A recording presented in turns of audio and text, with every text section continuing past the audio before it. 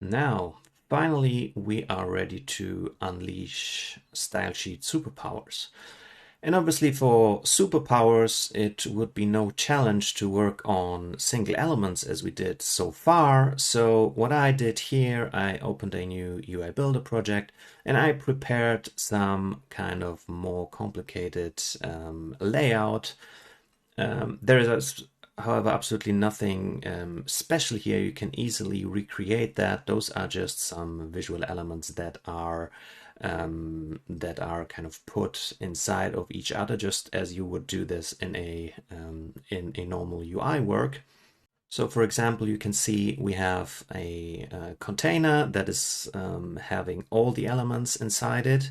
And then we have a sort of left container that I just called left to be able to distinguish those. And it again has a couple of visual elements. And then the last visual element also has like those two baby elements. And now one other difference to the stuff that we did so far is that we also have different types of elements. Now we have a label, two labels in total here, and we have two buttons. So that way we will be able to actually make use of this of those type selectors.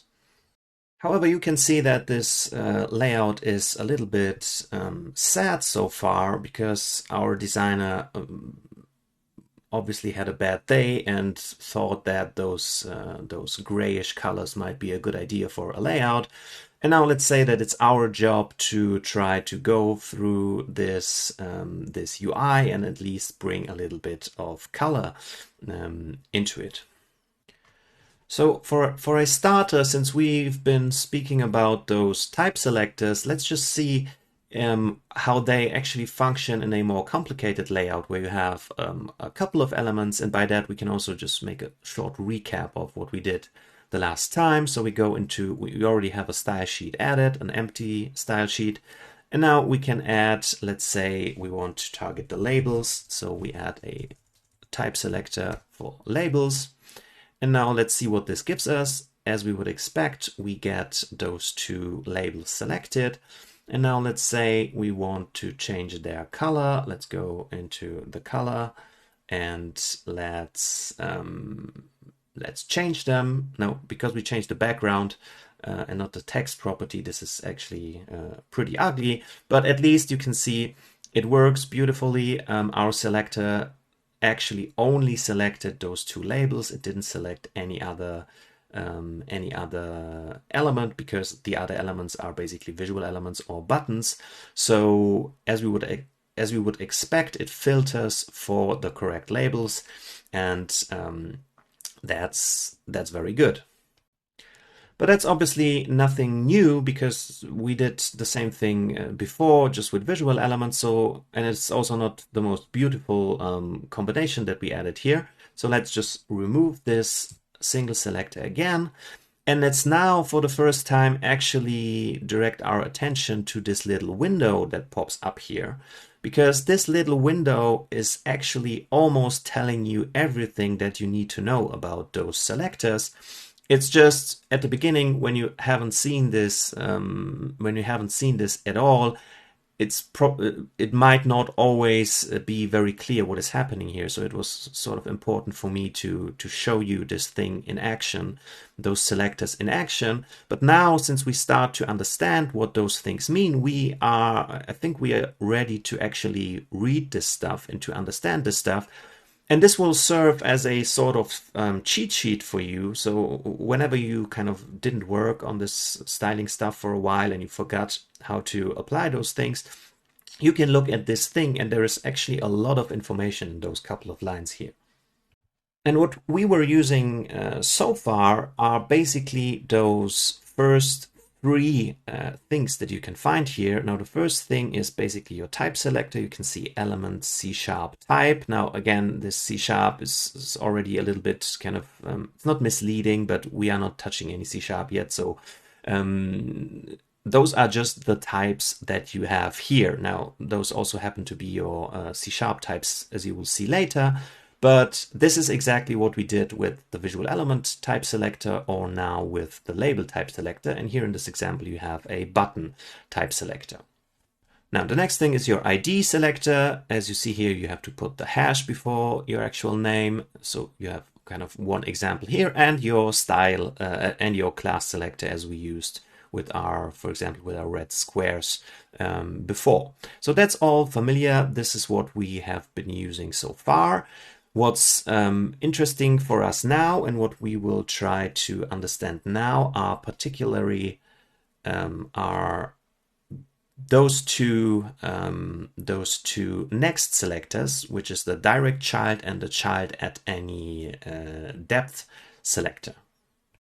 So if we take a closer look at, let's say, this child selector first, you can see something new that we didn't utilize so far, and that is that you're basically having two selectors in this rule.